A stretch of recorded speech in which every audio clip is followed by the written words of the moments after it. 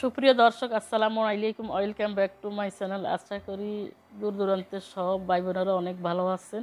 আজকে আপনাদের সাথে মজাদার একটি রেসিপি শেয়ার করছি। আশা করছি আমার ভিডিও জুড়ে থাকবেন। এখানে একটি তেলের কড়াইয়ের মধ্যে আমি প্রায় 1.5 কেজি পরিমাণ মুরগির কলিজা, গুদ্দা, চামড়া, হাড্ডি সহ নিয়েছি। আর এগুলোকে ধুয়ে পরিষ্কার করে তো অবশ্যই নিয়েছি। এবার এখানে কিছু গরম মশলা ব্যবহার করছি, দারচিনি, এলাচি, তেজপাতা, লং। গরম মশলাগুলো দেওয়ার পর এবার এখানে 2 চামচ পরিমাণ আদাকে ছেঁচে গুঁড়া করে দিয়েছি। এ পর্যায়ে এখানে দিয়ে দিব 2 চামচ পরিমাণ রসুন বাটা। আর মুরগির চামড়ার মধ্যে বেশি রসুন বাটাটা দিলে খেতে কিন্তু অনেক মজা লাগে। যারা কোনো সময় এরকম রেসিপি তৈরি করেন না, আমার রেসিপিটা দেখে স্টেপ বাই স্টেপ তৈরি করে খাবেন। তারপরে দিয়ে দিচ্ছি এখানে 2 চামচ পরিমাণ গুঁড়া মরিচ। আর অবশ্যই মুরগির চামড়ার মধ্যে আমি জালটা বাড়াই দিব। জালটা বাড়াই দিলে কিন্তু খেতে আরও অসাধারণ লাগবে। আপনারা জালটা পছন্দ অনুযায়ী কম বেশি দিতে পারবেন। তারপরে এখানে দিয়েছি 1 চামচ পরিমাণ হলুদের গুঁড়া। এবার দিয়ে দিচ্ছি এখানে 1 কাপ পরিমাণ পেঁয়াজ কুচি। বেশি করে পেঁয়াজ কুচিটা দিলে কিন্তু অনেক ভালো লাগবে। পেঁয়াজ কুচি দেওয়ার পরে এবার দিয়ে দিচ্ছি এখানে 8-10টা থেকে 15টা কাঁচামরিচকে ফালি করে দিয়েছি। একদম জাল জাল করে আজকের এই কাঁচামরিচ দিয়ে আর লাল মরিচ দিয়ে চামড়াটাকে রান্না করে খাবো। তারপরে দিয়ে দিচ্ছি এখানে স্বাদ মতো লবণ। বন্ধুরা, আমার ভিডিওটা প্রথম থেকে শেষ পর্যন্ত দেখবেন এবং একটি লাইক দিয়ে ভিডিওর সাথে সংযুক্ত থাকবেন। আর সাবস্ক্রাইব করে অল বাটনে প্রেস করে রাখবেন। আমি যখনই ভিডিও ছাড়বো নোটিফিকেশনে পেয়ে যাবেন। এইখানে আমি 2 চামচ পরিমাণ জিরা গুঁড়া দিয়েছি।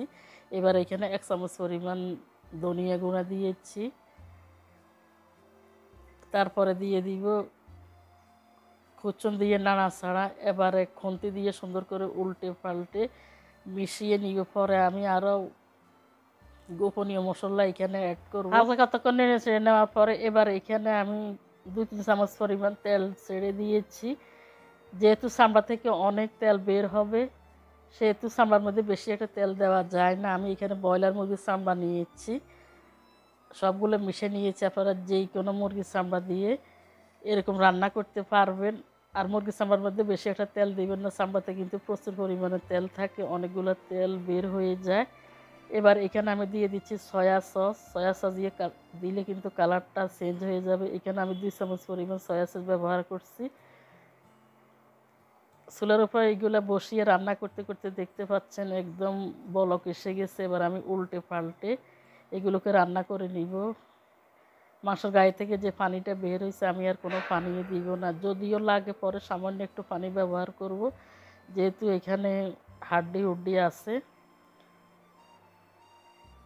আর চুলার আগুনটা অবশ্য মিডিয়াম আছে বাড়াই কিন্তু এই তরকারিটা রান্না করতে হবে, না হলে কিন্তু চামড়াটা একদম নরম হয়ে যাবে, খেতে কিন্তু এত একটা ভালো লাগবে না।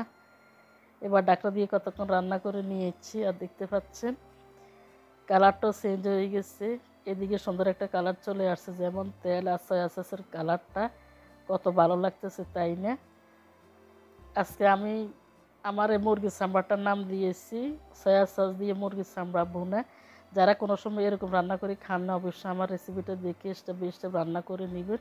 আর কেমন হয়েছে অবশ্যই কমেন্টসে জানাবেন। আমি আগে বলছি যদি পানি লাগে সামান্য একটু পানি দেবো, এখানে বেশি একটা পানি দেওয়া যাবে না, তাহলে একদম নরম হয়ে যাবে। সামান্য পানি দেওয়ার পরে আমি নেড়ে চেড়ে মিশিয়ে নিচ্ছি। এবার ফাইনালি চুলার আগুনটা বাড়াই দিয়ে রান্না করে নিব। চামড়াগুলোকে বোনা করতে করতে সুন্দর মতো বোনা হয়ে গেছে। সবাই ভালো থাকবেন, সুস্থ থাকবেন। দেখা হবে নতুন কোনো রেসিপি নিয়ে। আর অবশ্যই আমার মতো এরকম বোনা করে খাবেন মুরগির চামড়া। আল্লাহ হাফেজ।